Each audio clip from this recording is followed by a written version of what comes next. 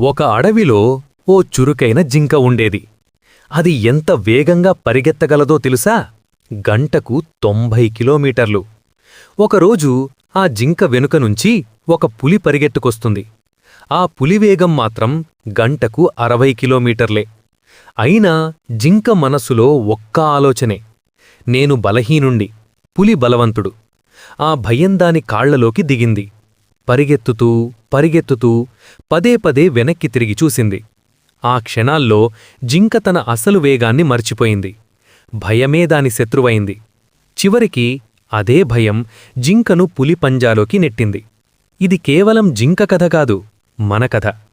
మన జీవితంలో కూడా కష్టాలు వెనక పరిగెత్తినప్పుడు మనం పరిష్కారాలు ఆలోచించకుండా భయాన్నే తలచుకుంటాం. అప్పుడే మన శక్తిని మనమే కోల్పోతాం. కాబట్టి మీరు ఎవరినీ చూసి మిమ్మల్ని తక్కువగా భావించకండి. మీ మీద పడిన రాళ్లనే మెట్లుగా మార్చుకోండి. అందనంత ఎత్తుకు ఎదగండి. అలాగే మన ఛానల్ని సబ్స్క్రైబ్ చేసి సపోర్ట్ చేయండి మావా.